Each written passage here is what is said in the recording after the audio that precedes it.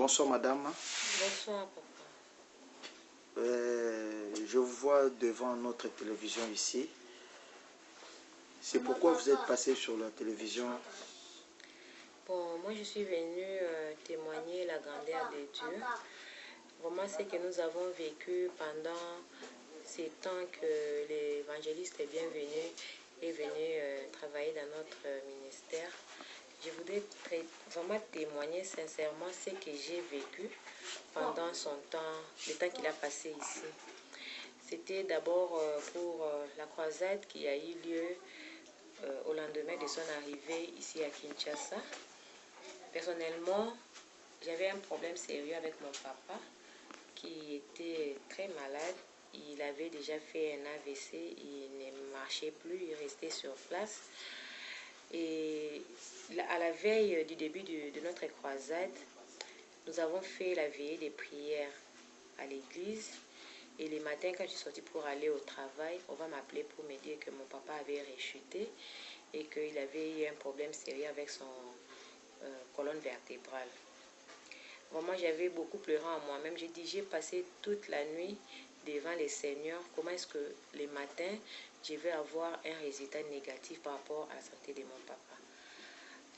Vraiment, ça m'avait donné de l'amertume. Mais bon, j'ai dit, Seigneur, je suis sûre que tu as le contrôle de la situation de mon papa. J'ai travaillé toute la journée. Et comme la croisade commençait toujours vers 16 h, j'ai fait de mon mieux pour être là. Je ne suis même pas passée le voir. J'avais confiance en mon Dieu. Et quand l'évangéliste a commencé à prier pour les gens, il a dit, même si vous avez un malade qui n'est pas ici sur place, mais ayez la foi, tenez l'endroit où votre frère, votre père, votre mère est malade, vous touchez ça, moi je vais prier et la main du Seigneur, la puissance du Seigneur va s'accomplir même là où il se trouve.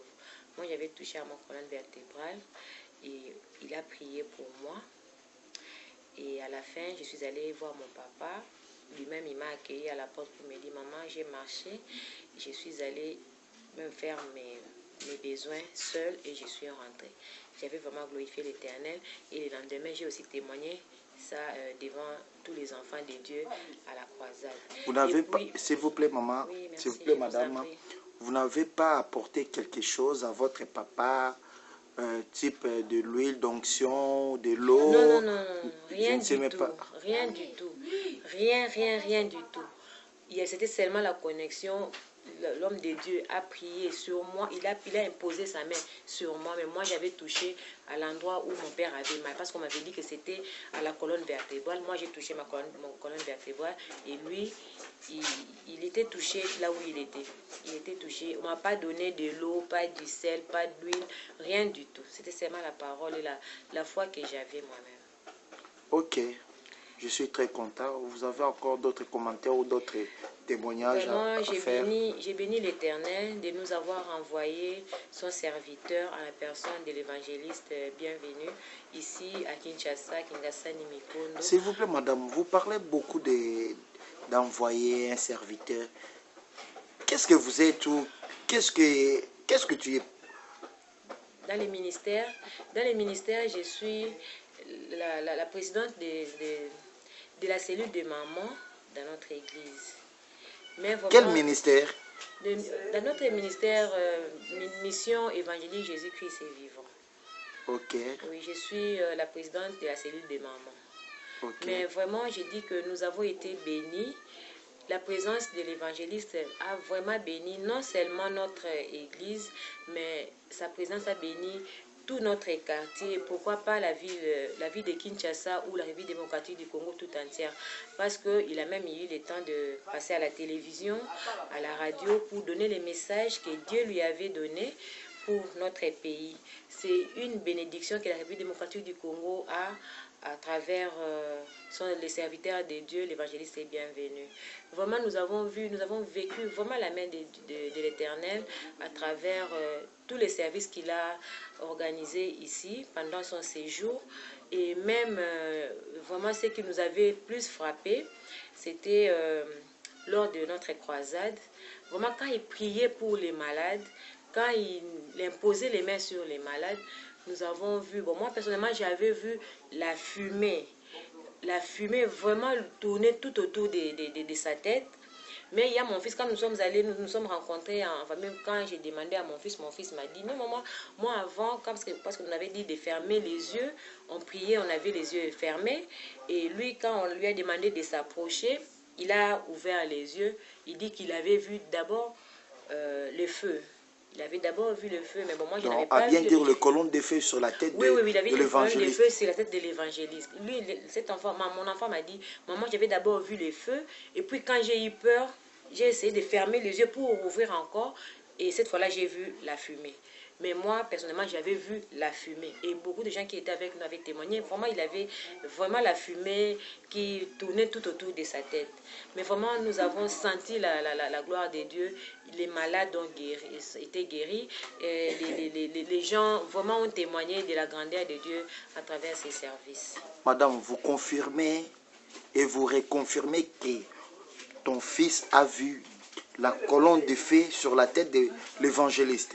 Oui, moi, mon enfant ne peut pas me mentir. Et puis, il était vraiment spontané parce que quand on discutait de ça à la maison, quand nous sommes rentrés à la maison, on commençait à discuter de ça. Et il a dit, moi j'ai dit, mais est-ce que vous aussi vous avez vu la fumée qui y avait tout autour de la tête de l'évangéliste? Tous les autres enfants ont dit, oui, nous avons vu la fumée. Moi aussi j'ai vu, même les gens qui étaient à côté de moi ont vu la fumée. Mais lui, il n'a que 6 ans, il n'a pas intérêt. Qu'est-ce qu'il a pour dire des choses qu'il n'avait pas vues? Il a dit, moi j'avais d'abord vu les feux. J'ai vu le feu et puis j'ai eu peur. J'ai fermé les yeux et quand j'ai encore ouvert mes yeux, j'ai vu que c'était finalement la fumée. Bon, nous témoignons de la grandeur de Dieu. C'est un homme qui est vraiment utilisé par la puissance de Dieu. Ok, madame. Mais comment vous avez reçu le monsieur en question? L'autre fois, il était appelé Maître Kunzu Kunzu, subitement comme ça, brutalement comme ça, il vient avec l'évangile. Comment vous avez un peu accueilli cette histoire comme ça? Merci beaucoup pour la question. Bon, moi, c'est vrai, j'ai entendu parler de lui en tant qu'un sportif quand j'ai grandissé dans mon quartier. On me disait qu'il y avait un sportif qui s'appelait Maître Kunzu Kunzu, mais bon, moi-même, je n'avais vraiment pas eu le temps de vivre ce qu'il faisait. Mais en tout cas, il était tellement Célèbre. une star, célèbre, tout le monde parlait de lui. Donc, comme moi, j'étais vraiment pas résidente dans les quartiers, j'étais tout le temps à l'internat. Et quand je venais pendant les vacances, mes frères qui restaient à la maison pouvaient me dire que non, on était allé voir le combat de Maître Kunzu, il a fait ceci, il a fait cela. En tout cas, il était vraiment célèbre. Et puis, bon, vous ne pouvez pas dire que c'était brutal ou subitement qu'il est devenu évangéliste parce qu'on nous dit il a quitté le pays il y a plus de 20 ans. Il y a plus de 20 ans. Et c'est dans ces temps-là que Dieu a travaillé en lui et nous avons seulement vu le fruit s'il vous plaît, après 20 ans. Si je dis de brutal ou subitement comme ça, imaginez-vous quelqu'un que vous avez connu quand vous étiez encore enfant ou petite, non, un maître Kunzu Kunzu, il est parti en tant que maître Kunzu Kunzu, oui, avec des ceintures noires, je ne sais même pas comment dire ça, avec, il fait un léopard de Zaïre, oui, il était dans l'équipe souvent nationale, dans l'équipe nationale de taekwondo. Un léopard là, il a défendu les couleurs des Zaïre. Il est parti en tant que maître de taekwondo. Il revient un évangéliste. Et pourquoi? Et je me demande moi, quelles sont des réactions ici dans votre quartier que vous avez grandi? Les gens disent quoi de lui? Bon, c'est vrai, c'est le temps de Dieu. Dieu fait grâce à qui il veut, quelle que soit votre façon de vous comporter. Mais si Dieu vous a déjà choisi, comme on dit, on peut déjà naître élu, mais on attend seulement le temps de l'accomplissement. J'avais aussi suivi son témoignage. Il a dit qu'il a passé vraiment un temps pour que vraiment il soit brisé, pour que le Seigneur l'utilise comme il est en train de l'utiliser. Plus de 20 ans, c'est assez suffisant pour Dieu pour changer les noirs au blanc. Alors, quel est le message qu'il a passé aux les élèves qu'il a entraînés ici? Il a fait sortir des ceintures noires, des gens là. Donc, à bien dire, on dirait que non, il a aussi détruit la jeunesse de Kingasan Mikondo. Oui, oui, oui. Bon, nous pouvons dire que vraiment les premiers messages, quand il est arrivé, il a fait vraiment les messages de repentance. Il a demandé à tous ses élèves, à toutes ces personnes qui avaient été induits en erreur en allant vers les diables par rapport à ce que lui, il avait comme travail, bon, le catch et tout ça. Il a d'abord demandé pardon et puis il a dit que si c'est vraiment moi qui vous ai amené vers cette voie-là, je vous dis aujourd'hui, moi qui étais votre maître, qui vous a conduit là-bas, que là-bas, ce n'est pas les véritables. C'est vraiment une photocopie et les véritables, c'est là où je suis aujourd'hui, chez Jésus-Christ. Il avait même, il semble, envoyé, quand il s'est converti, il avait envoyé une lettre officielle à tous ses élèves et pour qu'ils viennent à Christ. Et je connais beaucoup, moi-même j'en connais qui sont aujourd'hui des pasteurs, des évangélistes, des hommes de Dieu à travers les églises de Mikondo aussi. Ok, madame.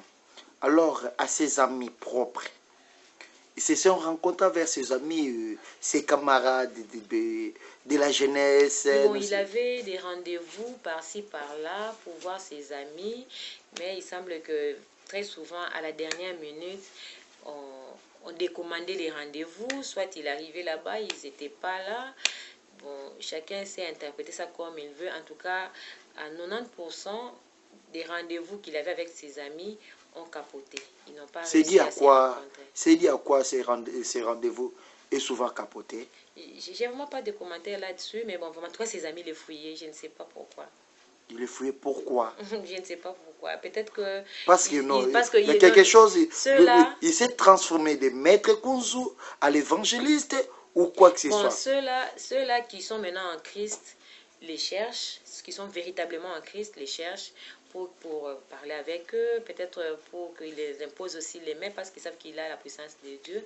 Mais ceux qui ne sont pas véritablement en Christ ou qui sont encore restés dans ces histoires-là, l'évitent de peur que leurs histoires soient anéanties. Ça, c'est mon interprétation, je pense. Mais parce que à plus de 90% des rendez-vous qui capotent, je pense qu'il y a quand même anguille sous roche. Ok, madame. Merci pour ta présence dans notre télévision. C'est moi qui vous remercie, cher frère. Merci. Ciao.